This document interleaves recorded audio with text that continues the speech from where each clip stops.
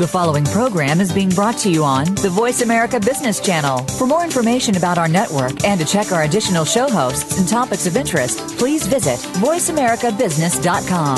The Voice America Talk Radio Network is the worldwide leader in live Internet talk radio. Visit voiceamerica.com. The views and ideas expressed on the following program are strictly those of the host or guests and do not necessarily reflect the views and ideas held by the Voice America Talk Radio Network, its staff, and management.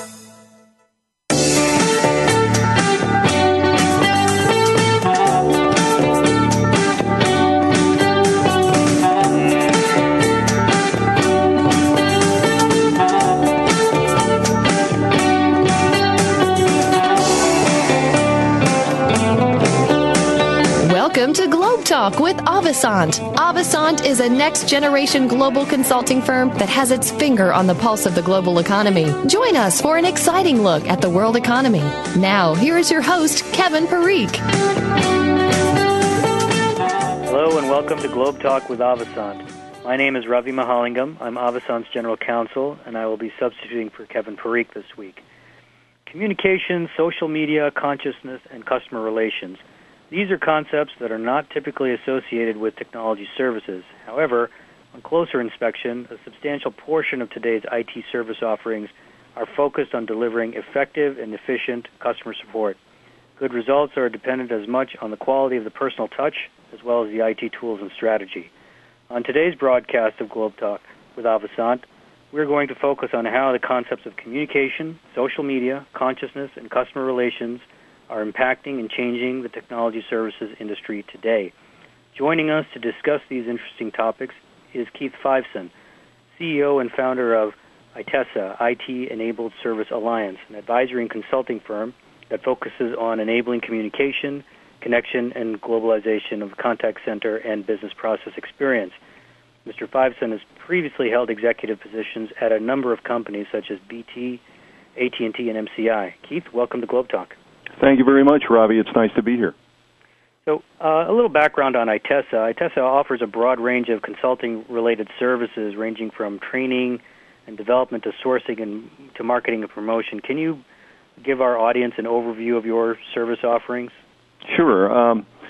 Well, first, if you look at what the business that we're in a people business. So the real question is how do we serve people, not only our employees, but the customers who really support our business and we serve in a better way. What we look at is we look at three primary pillars to go ahead and do that. The brand strategy of the organization. It's not only the 4 Ps, but it's also the brand promise, the brand performance, and the perception of the brand, which really is the true value. It's the values that we communicate and the value of the brand. The customer experience, again, that's all the touch points within the organization, and using the product or the service from walking in the door to, looking at the interaction requirements on a help desk or on a sales support line to actually cultivating that relationship. And then we move into the third pillar, which is really customer relationship management, which is how do we look at that close relationship, that communication and connection in a better way so that we have lifetime value, and we look at advocacy and loyalty, which really is the hallmark of some of the best brands in the world, the Zappos, the Amazon.com, the Apple. And these are the things that we look at in our practice. Today, Ravi, we're using, as you mentioned, social media, but, there's a host of tools that really go around that. That's only a part of the toolkit, if you will, in the technology toolkit that really is there to go ahead and build community and some insights in terms of what's happening out in the marketplace. So we really work with companies to generate great experiences that really move, touch, and inspire the customers as well as the employees. So one concept that seems to underlie your service offerings is the idea of people convergence. Mm-hmm. Can you explain that concept as applied to the world of technology services? Sure. My background, as you well mentioned, I've been in the contact center, communications, customer relations space for over 25 years now, and I spent a good time of my career over with MCI, and then with the BT relationship, the British Telecom relationship, and I was part of the the development, if you will, of the Internet, where we globally set down Internet broadband sonnet ring deployment throughout the world to go ahead and support this idea of an Internet. And initially, when I had been involved with the company, we had really set up communication hubs and helped companies to expand their operations in new countries. So we were early on in Ireland, we went to the Netherlands, and then we did some other work in the Asia-Pac region, India, back in the early 90s, as well as with GE, as well as moving into the later 90s. And I got involved with a .com company that was an Internet protocol company, and again, we use this infrastructure to enable communications around the world. And when I started the consultancy back in 2000, I said, well, really, what are we doing? What are we doing with this technology that is different? So the tagline, People Convergence, came up if you will, the creative process. And we looked at that as an idea that really is using technology to enable people to communicate and connect more efficiently and effectively around the world, bringing people together. So that's really where the tagline came from, People Convergence, and I think it's very applicable in terms of what's happening around the world today. And one example of people convergence in the world that we see today, a more tangible example, is the development of social media, popularly defined by Facebook, Twitter, to some extent YouTube. How is social media changing the IT service industry? Well, that's a very good question. A lot of companies and a lot of people are involved with Facebook. I think the latest number was if Facebook were a country, it would be the third largest country in the world because it's over 500 million users. And every day people are spending more time on Facebook than they are actually, doing keyword searches in Google. It's a good part of the day in terms of the community. And when people are looking for new products or new services, they're relying on their community more to go ahead and provide them with some advice and some insight in terms of who to go to or where to go to or how one brand compares with another brand. And I think what's happening is it's breaking down the walls, it's breaking down the barriers that really were there with traditional channels where you'd look at a product or a service that would go from the manufacturer to a master distributor, a wholesaler, and then to a dealer, and then ultimately to a consumer. So in a lot of cases, consumers have the data, they have the information, and what they're seeking through the community is better knowledge. Today technology has enabled people in a way that we couldn't have even thought of before. The mobility growth, the growth of mobile devices, PDAs, is 10 times the number of PCs or computers today, and we expect it to go ahead and grow substantially even more so that, you've got this power right there in your hand, and you've got the ability to communicate and connect in ways that you never thought of before. So what companies really are challenged with and they're trying to figure out is how do we have an authentic conversation with our customers? How do we really communicate with them and really connect? Everybody is looking to connect in ways that really allow them some very authentic, an authentic sense of who the company is, who the personalities are, what their values are, what their vision is, and whether or not they're able to go ahead and actually follow through on that is really where the whole role of customer experience comes out, because nowadays if you promise something and you can't deliver on that promise based on your performance and the perception of the customer, then you're guaranteed that instead of being a loyal advocate for the company, you're going to be a detractor, maybe even a destroyer.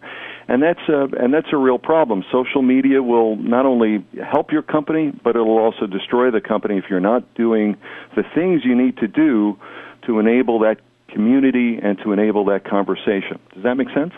It does.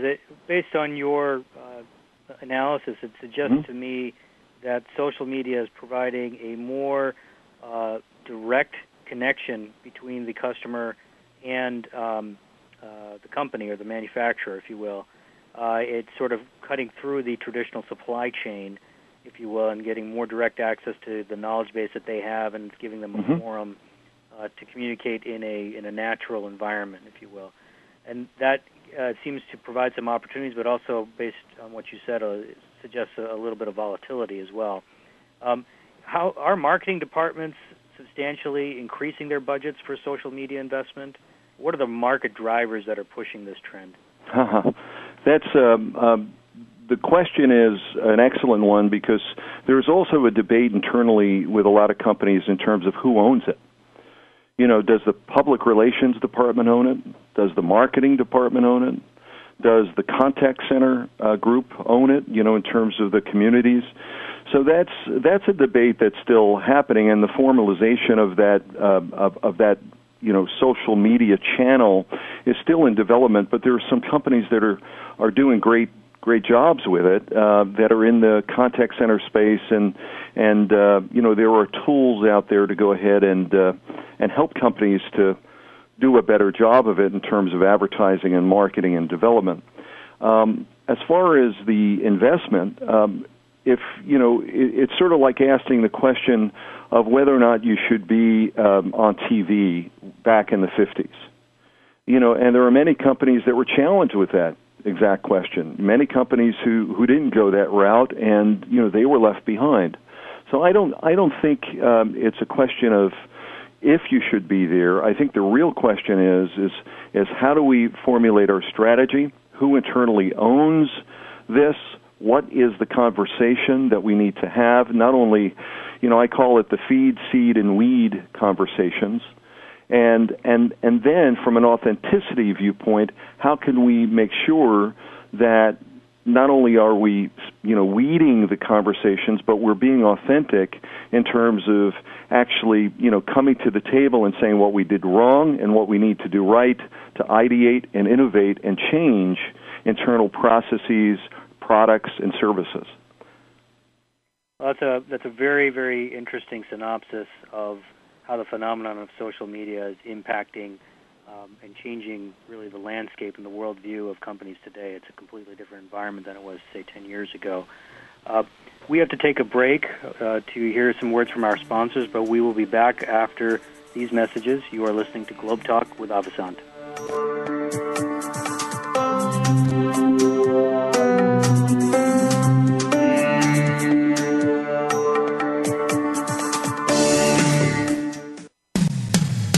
When it comes to business, you'll find the experts here. Voice America Business Network.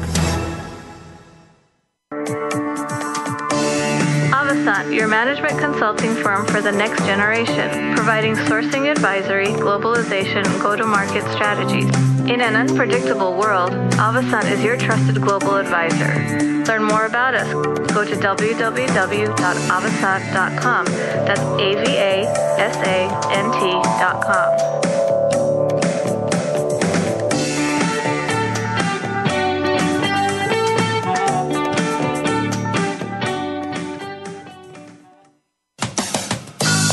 Source, providing global sourcing solutions for IT and business process services. We offer call center sales and support services at the highest industry standards. Cape Source, world-class IT services straight from the heart of Africa. Learn more about us on the web at www.capesource.org.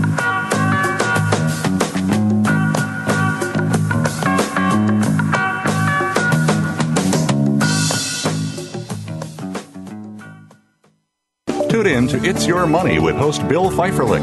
You'll get an eye-opening education about some of the misconceptions of the financial world. If you are a business owner, working professional, or successful American, you will benefit from the information on our program. Our guests will include financial service professionals, international tax and estate attorneys, and CPAs. We'll identify solutions that you can implement now to get the most of your money. Tune in Tuesdays at 4 p.m. Pacific Time, 7 p.m. Eastern Time for It's Your Money on Voice America Business. When it comes to business, you'll find the experts here. Voice America Business Network.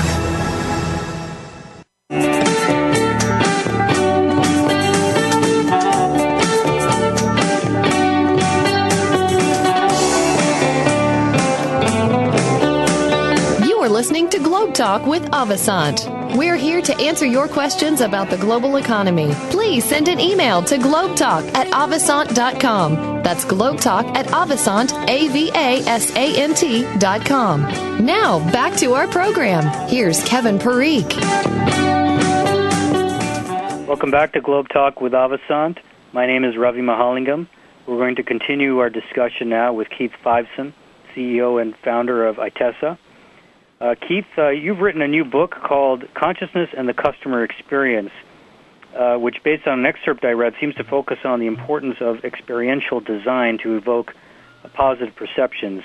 Can you give us kind of a thematic overview of what the book focuses? Sure, and we're still in the process of doing some research on it, so the book won't be published for a little while, but let me give you an overview of it. From the standpoint of consciousness, many people sort of cringe especially in our field, Ravi, in the technology field, where you start talking about consciousness, and a lot of people start thinking, "Oh my God, it's going to get into a discussion around God and spirituality and all of these kind of new age things."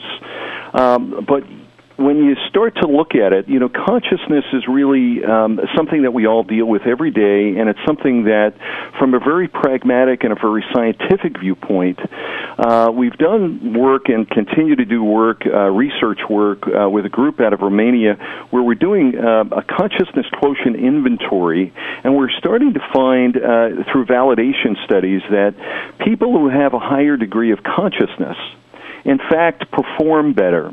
They show up better. They have better family lives. They have better sense of who they are and where they are. And consciousness can be broken down into 6 primary areas. And we've done this and continue to do the research around it. And we believe that we're going to be proved right in this particular area.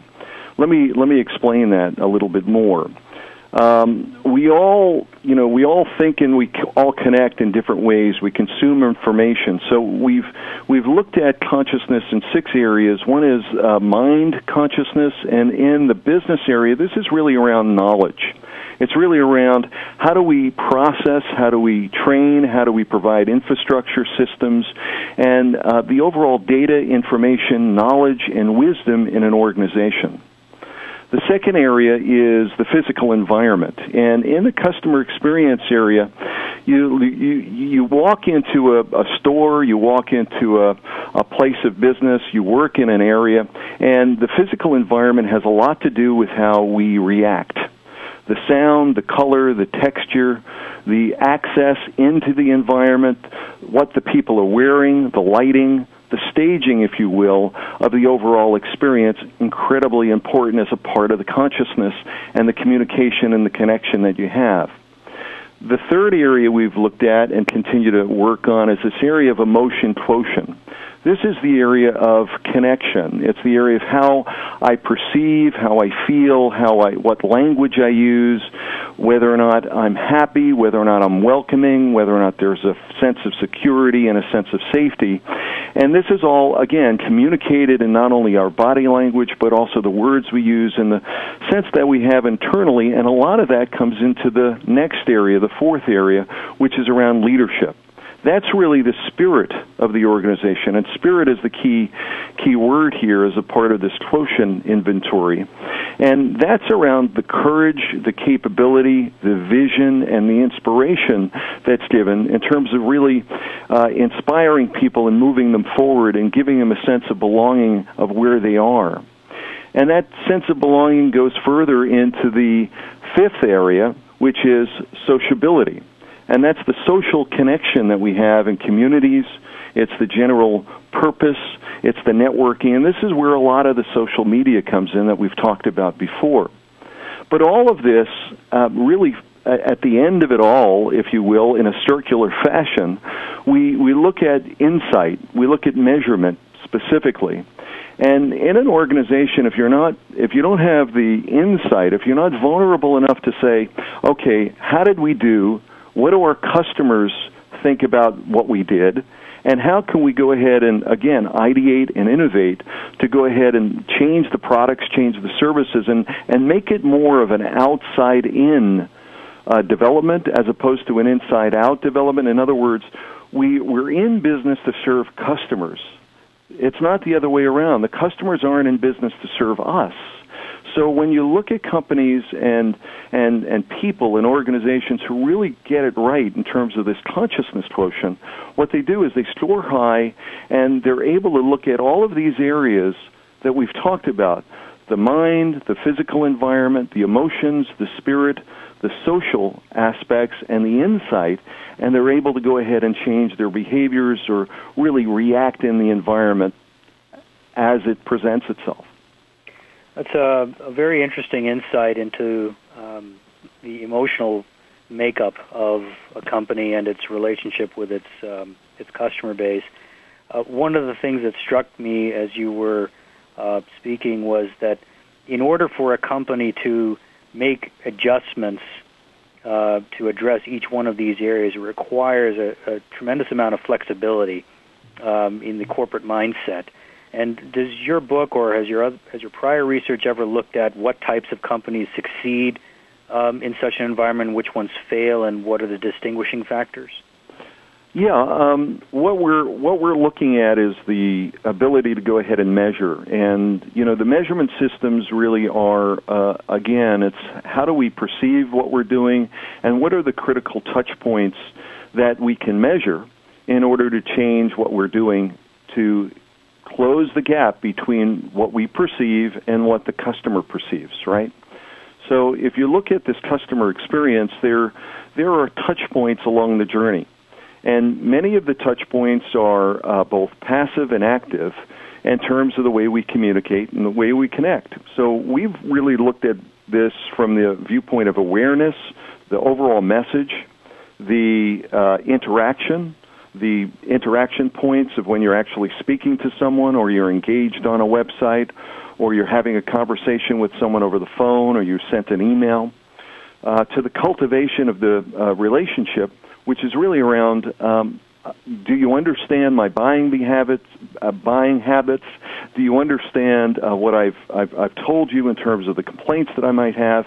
And really, what have you done about it? That's the building of the relationship. So there are multiple touch points in this journey, and multiple touch points can be measured through both surveys and analytic tools. One of the big ones, of course, being Net Promoter Scores that allow you to go ahead in a very interactive way with the customer as well as internally measure your internal perception of the way that should have been versus the external perception of the way the customer perceived you, and whether or not they would, either be a loyal advocate or a detractor or destroyer based on that particular touch point. So you have an opportunity to each area based on that score to go ahead and bring the organization together, look at it, make the changes appropriately. But to your point, companies that really do that well are, some of the companies we've seen out there in the market already doing it. Zappos, Amazon.com, Starbucks, and there are a host of other companies that we could go through and look at specific examples. And we've noted some of those in one of the chapters we have in the book.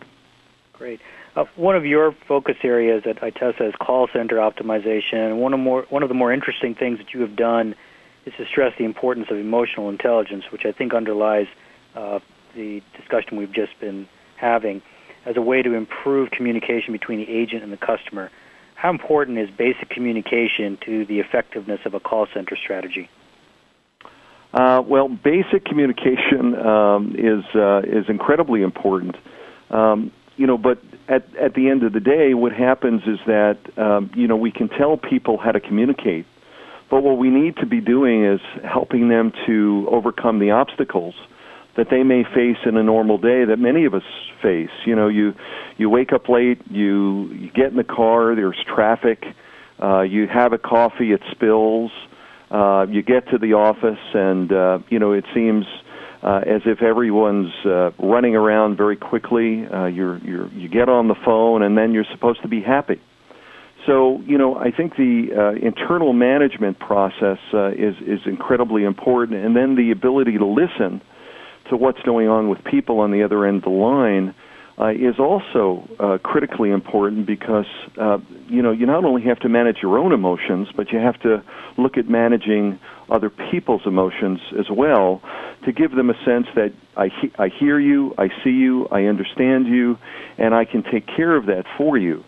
So, we've done some work. I did some certification work with Mesquite and work with the EQI, which is both of these are validation studies. Again, looking at basics, basic skills that we all are born with, and then emotional intelligence can also be learned. So, from a call center or contact center viewpoint, many companies today in the space are using these tools at hiring time to bring in people who are well-adjusted, that have good emotional intelligence, a good sense of self, a good sense of being able to understand their environment, a good sense of being able to, hear what other people are doing and really manage their emotions as well as a part of the interaction, so that the hiring and the retention process is actually far greater. And again, the basic skills, very necessary, cultural aspects, very necessary, but how do you manage your feelings? That's critical. We have less than 2 minutes left. I was wondering if I could get to a final question. It seems to me that, based on what you've been saying, that the whole process of customer support is aligning the views of the customer with the agent themselves. And as I understand it, there are a number of assessment tools out there to assess the emotional intelligence of a call center workforce. What are some of the key parameters that these assessment tools look at, and how widely used are these tools? The tools are, I think, widely used. There's a combination of things that are looked at, and the EQI, for example, is over 128 questions, and the EQI falls into multiple areas and characteristics of internal emotional management, perception, the use of being able to actually perceive emotions with other people, as well as particular words and situations. And the ability to go ahead and also, in those situations that might be, difficult or challenging, to be able to offer suggestions to move out of the situation in a way that wouldn't be destructive or corrosive. It's very detailed, very lengthy in terms of going through it, and quite frankly, I can't draw the specific inferences that might make it simpler. We'd probably need another hour, Ravi. Understood. Well, thank you very much, Keith, for joining us today on GlobeTalk with Avasant. We really appreciate the chance to interview you and have you appear on the show, because we know you're a very busy person. But you provide such an interesting insight into the world of technology services and connecting it with the human experience. We'd love to have you back on a future show. I really appreciate that, Ravi, and thank you so much, and I'm looking forward to talking to you again. Thank you.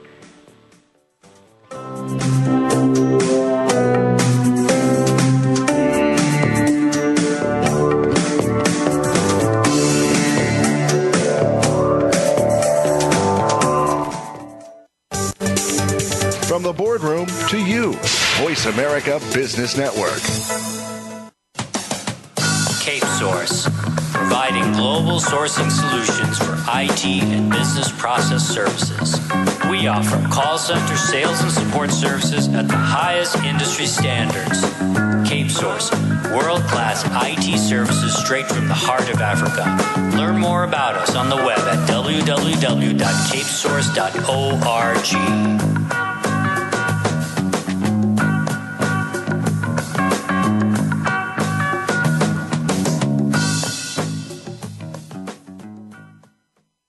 Are you looking for innovative ideas on how to achieve your financial dreams?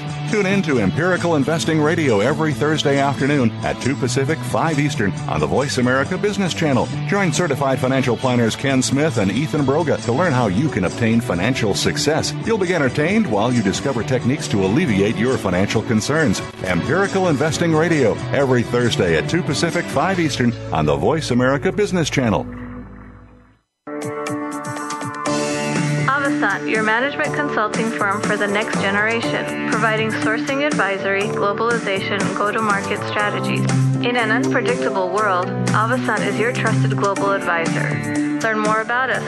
Go to www.avasant.com. That's AVASANT.com.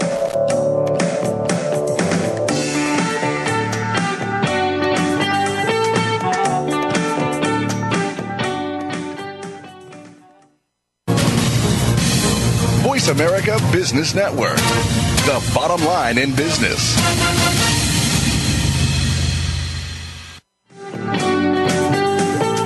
Good afternoon. Welcome to GlobeTalk with Avasant. My name is Ravi Mahalingam. I'm Avasant's General Counsel, and I will be hosting this afternoon's broadcast in place of Kevin, who is out sick this week. Today we're going to talk about the phenomenon of cloud computing, which is all the rage in the world of technology services. Our first guest is David Michalczyk, who is the Business Development Executive for Google's federal practice. David has engineered Google's certification for cloud computing services for the federal government. Thank you for joining us, David. Thank you. Most people associate Google with its internet search engine and don't really identify it as an IT company as of yet. However, Google has had a very successful business line of email, calendar, voice, and document management applications, which more and more companies are adopting. How would you characterize the relative success of Google's foray into IT? I would characterize it as very successful. We have more than 3 million businesses now running Google Apps with more than 30 million active users. And as an internet company, our computing infrastructure is our competitive advantage, and we're well placed to succeed in the cloud. The enterprise business itself was built on the realization that users want the same technology at work that they have at home. When they're at home, they have anytime, anywhere access to their email. They don't worry about running out of space in their email inbox. And for many users, that's not the same experience at work, and that enterprise technology in some ways has fallen behind. So enterprise is a top priority at Google from the executive team on down. It's considered a core business for us, and we now have more than 1,000 employees working on Google Enterprise. So within the world of Google, is Google Enterprise viewed as a separate division, as like an IT services company that's distinct from the search engine and the advertising services that run that side of the business? It's a totally different revenue stream? We are a division within Google. And of the 3 million business customers you mentioned, do you have an idea of what the percentage breakdown is between, say, larger enterprises of more than 100 employees and smaller enterprises under that number? It spans across the board. We have users adopting at a rapid pace in the small and mid-market, and we have large enterprises as well. In the government space, we have government customers in more than 30 states and federal government agencies as well. That's very interesting. Another big development for Google's IT business has been its development of cloud computing services. Can you tell our audience what Google defines as cloud computing and why Google has chosen to aggressively develop a service offering in this area? Absolutely. Cloud computing refers to Internet-based computing, where software and information in data centers is sent over the Internet to computers, cell phones, other devices. The technology enables people to quickly turn on applications and innovation like a utility instead of having to install and run their own applications. So data can be accessed anytime, anywhere, from any Internet-connected device. I would say bottom line here is that we're in the early days of a major technological change, and we're seeing people spending more time working in the cloud, collaborating in the cloud, and we expect that trend to continue and accelerate. And I can say from our part at Avasant, we see very similar trends with our client base. Google has made a big splash in the world of IT recently with the announcement that it is the first company to secure Federal Information Security Management Act, or FISMA, certification to provide cloud computing services to federal agencies. Can you tell our audience who may not be that familiar with the Act, what is FISMA and what does this particular certification do for Google's overall standing as an IT company? Absolutely. FISMA is a requirement that all federal government agencies must meet by law. So all information technology systems must be evaluated under the FISMA security framework. It's a statutory requirement. And you're right, as you mentioned, in July we announced that Google Apps is the first cloud computing suite to receive a FISMA security authorization from the U.S. government, and in particular the U.S. General Services Administration. Obtaining the certification for Google Apps is critical to government customers. They cannot run technology that is not FISMA certified. That's, again, a requirement from Congress. What it represents is really a green light from the U.S. government that agencies can move forward to the cloud, and Google's cloud in particular, with confidence. It was a top-to-bottom review process that took almost a year, and we were evaluated on about 200 specific controls that are defined as part of FISMA. And we submitted about 1,500 pages to the General Services Administration that were reviewed and evaluated by both the GSA and an independent auditor. So on the specific issue of the process to get certification, when you talk about 200 specific controls that you were required to comply with, are these controls, were they revealed to you after signing an NDA of some kind, or are they available to anyone who would like to provide services to the government? The latter. They're available as part of a set of NIST controls that are available and that the FISMA law refers to and is based on. So these controls are publicly available, and again, they're the same controls that existing government agency systems must meet. Right. Most people don't think of the federal government as an innovator in the technology space. At what point did Google realize that the federal government would be an ideal customer for your cutting-edge services, such as cloud computing? Well, I would say government customers have been interested in Google Apps since we first introduced the product back in 2007. And we've been listening closely to federal agencies and working to understand their unique requirements. What we're hearing is that agencies are spending too much for outdated technology, and that they're looking for a less costly, more powerful technology or solution, and that's what Google Apps is offering. I think your question reminds me of a statement that was made by the outgoing OMB director, Peter Orszag, in talking about some of the challenges that the government is facing with IT right now, and in cloud computing specifically. He said that government has an opportunity to have what he called a late mover advantage, and normally that's not, being a late mover is not an advantage, but what he's referring to is the fact that government which has some older and more outdated systems today, has the opportunity to move to the cloud and solutions like Google Apps that bring them up to date almost immediately and give them the power of the very latest technology and Google's innovation and the best that we have to offer instantly. So it brings them back from maybe technology that in some cases is 10 or 15 years behind, and brings them immediately up to date with the very latest that is available. Peter Orzag's observation is very insightful. It's reminiscent of how a number of developing countries have advanced technologically by bypassing the industrial age and going straight to the virtual or wireless age. Exactly. The people who are familiar with the IT industry found it somewhat surprising that Google was the first to meet the FSMA requirements. I think you got into this a little bit in your earlier answer to this question, but how difficult was it for Google to comply with FSMA? Did it require a concerted effort to re-engineer the security requirements for your premier applications offerings, or was it the case that Google standards were already compliant and you mainly needed to tweak it to address certain particular FSMA standards? We made no engineering changes to Google Apps in order to meet FSMA requirements. We did have to create required documentation, but security is a top priority for Google.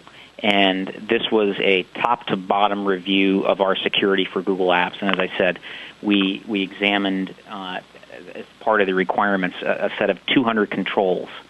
And it was about 1,500 pages in documentation that we submitted to the government. So an extremely thorough review.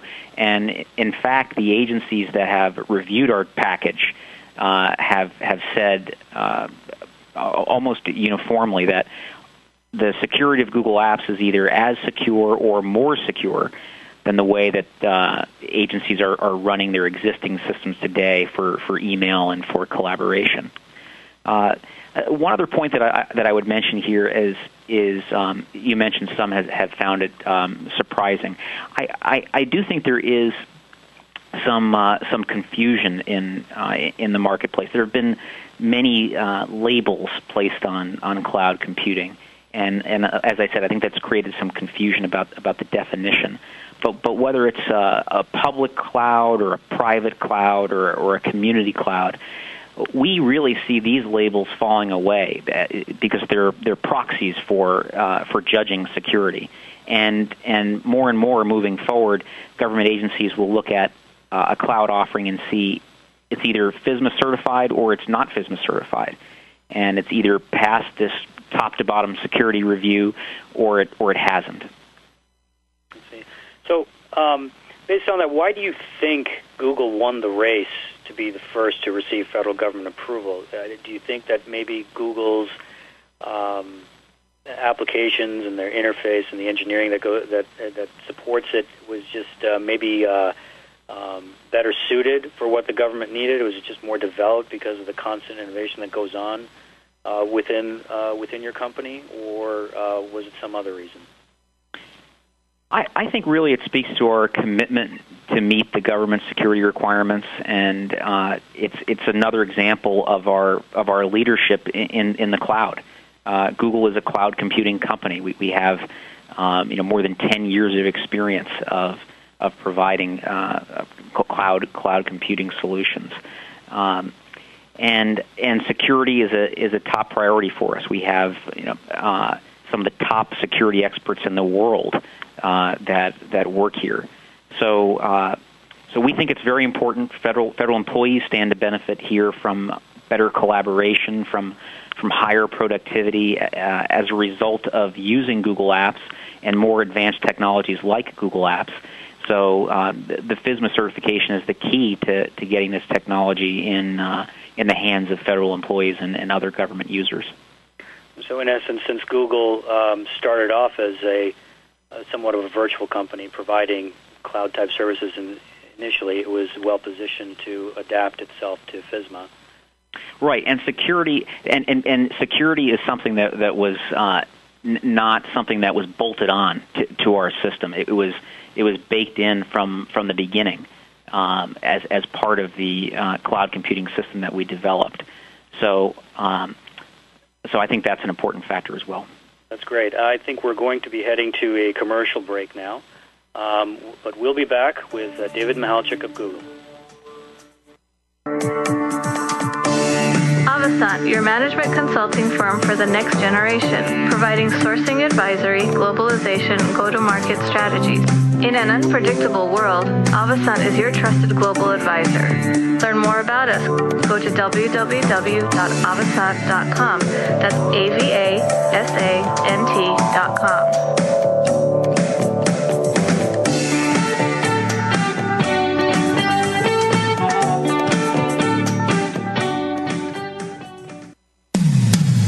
When it comes to business, you'll find the experts here. Voice America Business Network.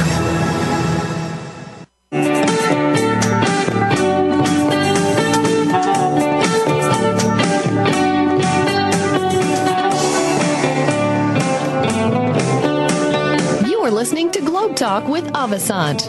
We're here to answer your questions about the global economy. Please send an email to globetalk@avasant.com. That's globetalk@avasant, AVASANT.com. Now, back to our program. Here's Kevin Parikh. Welcome back to GlobeTalk with Avasant. My name is Ravi Mahalingam. I'm Avasant's General Counsel, and I'm standing in for Kevin Parikh, who is out sick today. We are going to continue our discussion now with David Michalczyk of Google, and we are mainly focused on the subject of Google's foray into cloud computing. So, David, as we've been discussing in the first part of this interview, cloud has a very broad meaning in the IT industry. If you do a search on the Internet, it can be all things to all people, depending on what article you pull up. So as far as the federal government is concerned, what specific applications or capabilities is Google implementing to support the federal government? So our Google Apps technology, which is a software-as-a-service platform, provides email, instant messaging, calendar, word processing, and a site capability, site creation capability for collaboration, and also video sharing capability. And so really this is focused on messaging and collaboration.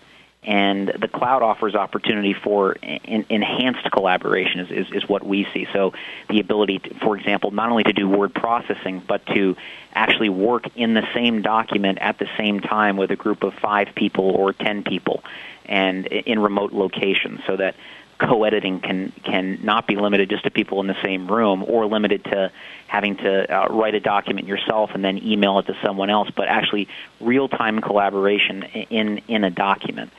And again, this is all driven by the fact that we see that these enterprise users, whether they be federal employees or whether they be in the private sector, they're looking for the same technology capabilities at work that they have at home. It used to be at work you had the best technology, but now more and more we're seeing that employees have the best technology at home. They have a bigger inbox. They have a better capability to collaborate. Sometimes they have a faster internet connection at home. And it's easier for users to access their consumer accounts than it is often for them to access their accounts at work. So in the case of the federal government is spending nearly $80 billion a year on information technology. They are the single largest spender on information technology in the world. And yet the government is not regarded as a leader in information technology. So I think there's a general recognition that government is spending too much and that it's not getting the most out of every dollar that it spends on IT. So the return on investment needs to be increased, and I think it's natural that the government is looking at cloud computing, because it offers an opportunity to provide less costly technology that is still more powerful. And all of the tools that I mentioned, real-time collaboration, video chat, the anywhere, anytime access, the better uptime and reliability. This is very important for telework initiatives in the federal government, for managing potential disasters or disaster recovery situations, or situations where workers are forced to work remotely and unexpectedly. And again, this is all happening at a lower cost than what the government is using its IT spend for today. So you've mentioned a couple of things I thought were interesting. One is the issue of cost containment and getting more value for dollars spent. This is something that we see a lot among private sector companies. What do you think is the imperative within the government to have what seems to be a very similar attitude, trying to get more value for the dollar in terms of IT spend? Well, I think the imperative is meeting the obligation that government agencies have to the taxpayer, and making sure that government agencies can best meet their mission, that they have the best tools to meet their mission. So in terms of the incentives, instead of the bottom line profit, it's really about responsibility to the taxpayer and to achieve the stated objective of each particular government agency. Correct. And have you found that, in your experience, to be a motivator on an equal level with that of the typical for-profit motive of a private sector company? I think that agencies are always looking for the best value and the best technology that is available to them. And I think that a number of federal government agencies see email and collaboration as a very, very important tool that's available to employees. Communication and collaboration is extremely important to just about any agency's mission. So I think that agencies are taking a close look at this technology, and they're looking at how they can get a better return on investment, and how they can get the best value for the taxpayer dollar. And when you talk about real-time collaboration services or functionality, is that something that's available to standard consumers of Google Apps today, or is this something that is really meant for the enterprise or business level customer? And I guess what I'm trying to get at is, in what ways are the services that are being rolled out to the government different from what is rolled out to, say, a small business user or an individual user? Many of these capabilities are available to consumers. The difference for the enterprise is that for example, more storage is available to enterprise users. Association with the enterprise domain is available for our enterprise users. Access to a set of APIs that are developed specifically for enterprise users. User support is made available as part of the contract. And things like, in the case of the government, the FSMA certification is made available as well. So we definitely we have a consumer product, and we've tailored the product for enterprises as well. And what specific agencies of the federal government is Google targeting? Do you envision that that all government agencies will become supported by Google, or do you have to? Are there some agencies which are better suited for your services than others? Well, we talk with federal government agencies across the board, in civilian and DoD and intelligence. And in fact, when it comes to our enterprise technology portfolio, which includes Google Search and our geospatial technologies, Google Maps and Google Earth for the enterprise, we have every executive level cabinet agency in the government is using one or more of these enterprise technologies. Specifically for Google Apps, Berkeley National Labs, part of the U.S. Department of Energy, has deployed Google Apps for over 4,000 employees and an additional 1,000 research partners. There, they expect to save about $1.5 to $2 million over the next 5 years from that technology change and that investment. The U.S. Navy's InRelief.org division is using the suite to collaborate with NGOs and foreign governments. That's for disaster relief scenarios. That's a particular use case where the collaboration capabilities are very important. And as we know, as most Americans know, the healthcare law was passed earlier this year, the Affordable Care Act, and that is obviously going to have a great impact on the world of IT. What do you think that the Department of Health and Human Services would need from a cloud services basis in order to support and implement the changes that are in the healthcare legislation? I think that the Health and Human Services, like any federal agency, needs a set of reliable tools that are easy for workers to use, that have anytime, anywhere access, that have a great deal of email storage so that employees are not spending time worrying about is their email box full and do they have to take messages out and move them somewhere else, so that they can just maintain regular communication throughout the day with the information that they need to be getting through email. I think they want to empower the workforce to be able to collaborate from remote locations in order to increase productivity.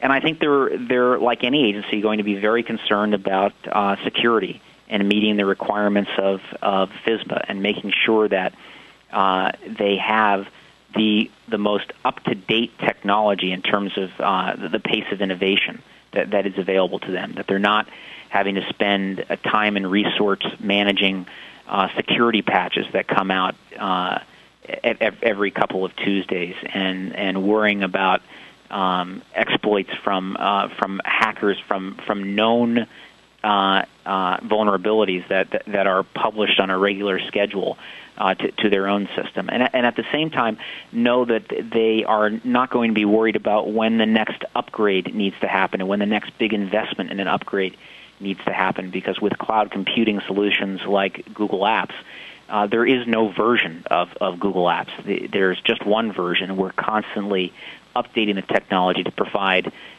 new capabilities. We've added, since the introduction of Google Apps, whole new capabilities. We added, for example, the Google Sites capability. We added the Google Video capability. Each year we're making hundreds of updates and improvements to the technology. So I think this is what HHS and other federal agencies are really closely examining. Great. Microsoft seems to be one of Google's primary competitors in the race to be a provider of cloud computing services. And I'm told we only have about a minute left, but as Microsoft is working to obtain FISMA certification, do you anticipate tough competition for federal government projects from them? Do you think that competition will be of benefit to customers? I think competition is welcomed, and I think almost all the innovation in the coming years that we're going to see is going to come in the cloud, and there.